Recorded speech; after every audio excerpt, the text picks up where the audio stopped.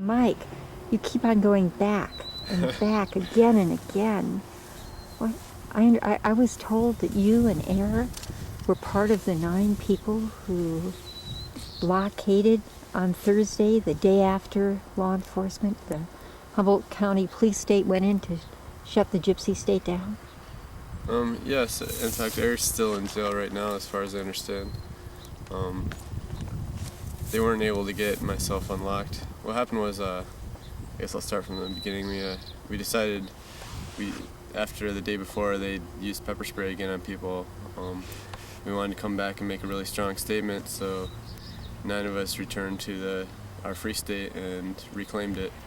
But 9 of you, 4 of you, had been in the woods with Gypsy, both the day and the day before he had died. Did that just happen, or were you all driven by the same need to defend that road as a free state? I think right now issues are getting mixed some, because there's both the need to defend the free state and to make a statement about Gypsy's death, to stop the logging, and also now we're protesting the pepper spray. We're saying we're not going to be intimidated out of voicing our opinions because they're torturing us. And so we came back really strong. Some old-time organizers and faces that the police know, and we said, here we are again. Because when you were putting yourself in a kind of double jeopardy, I understand, in that you were already on probation from your action last year when you locked down at a gate to keep out a bulldozer from Bear Creek. Right, it was actually, I was on probation from a different lockdown from that, but... How do you feel about probation?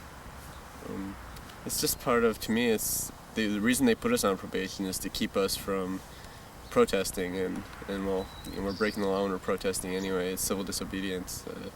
It's one more law. All right, tell me about Thursday. Thursday, it was pretty quickly planned, and the night before, and we were up till like 2 a.m. doing it, and then about 4 a.m. we loaded up in the van and with our lock boxes and drove to the Gypsy Free State, which is right down from Grizzly Creek Campground, where we were staying, and unloaded, said good morning to security, and they just walked away and ignored us, and we laid ourselves across the road and walked to each other. And, PL security is who you're talking yes, about. Okay. Yes.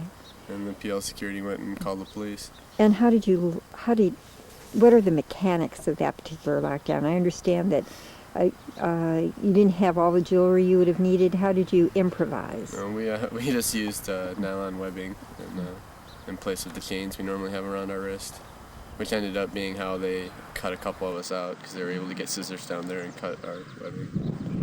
Right, so tell me about the day. As you saw it from the lockdown, I know that people across the road were outraged by the Humboldt County Sheriffs again decided to use pepper spray to try to get us out of our binds, and they went for what I believe they thought was the weakest link. They went for the youngest female who was there, and they pepper sprayed her. They applied pepper spray to her 3 different times using a new method. They're using a gauze pad, like a sterile gauze pad, and they're squeezing it out over her eyes, dripping the stuff across her eyes. And, she was screaming in a lot of pain, but she didn't unlock. And people across the road, there's probably about 40 or 50 people, decided they weren't going to let this go on, and they started streaming across the road, and the police took out their billy clubs. There's probably about 20 of them there, and went to meet the crowd, and people sat down and blocked Highway 36 temporarily. Police arrested one woman then and pushed the rest of the people back, so they were only blocking one lane of 36. And they stopped using pepper spray after that. And they said something to the effect, it didn't work. Yeah, it didn't work. We stopped. I think they were kind of embarrassed. They picked the weakest link, and and tortured her, and she didn't unlock, and then, or what they perceived as the weakest link. I don't want to say she's the weakest link. They pepper sprayed her 3 times, I'm told. Yeah, so it's just a new method, because before they've gone through and done everybody and then do everybody again. I think it was a new psychological tool to just do one person and make everyone else watch. And the added terror for her, I was told, was after they told her that if she didn't unlock, they would then pepper spray her comrades on either side of her, and it would be her fault. Right, they did tell her that, and Kermit, he was the next person they were going to pepper spray, and he has asthma, and we told him that, and so they're risking killing him by pepper spraying him. At that point, a couple of us were saying pepper spray us next, and Air especially was like, he was to the point he was like, just pepper spray me a little bit and I promise I'll let go. He was like, really just so they were feeling really disempowered, I think, because people weren't afraid anymore. What happened next? Well, then that's when they figured out we were wearing a nylon instead of chains on our wrists, and they managed to get scissors and different tools down in the lockbox and cut Air and Kermit out, which enabled them to move the rest of us out of the way so trucks and heavy equipment could get through the blockade. And so they arrested them. A little while later, the group of 50 that were across the street were declared to be an unlawful assembly. This is probably about 6-7 hours after we originally locked down. And the police moved across and began arresting people. They arrested, I think, three women, older. They appeared to be in their 40s. And then everyone else kind of scattered off, and it became a waiting game. And as the sun was starting to go down, they got sick of waiting, and they decided somehow, I guess, orders had come not to cut us out, and orders had come not to pepper spray us. So they eventually just said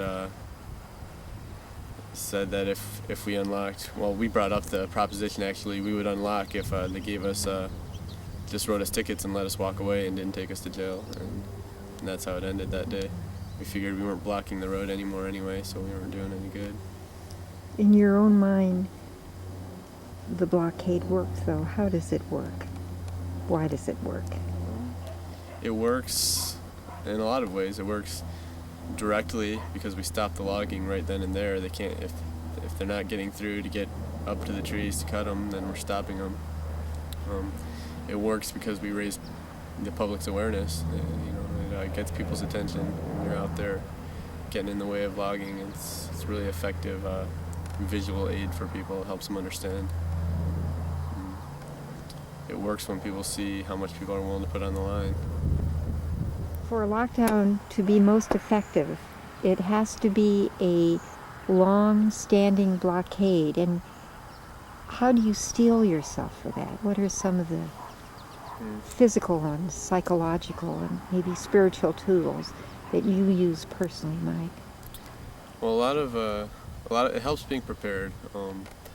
Like the night before, I generally don't drink or eat, and then don't eat that day because you don't want to have to go to the bathroom when you're locked down. Helps to do stretching exercises. It helps once you're locked down to keep changing your position, stay comfortable, make sure your hands aren't falling asleep, keep blood pumping through your body. How do you change your position? Just move in whatever way your lockbox allows you to. Just make sure if your legs are free, you can move your legs and get some exercise that way, do some calisthenics. So.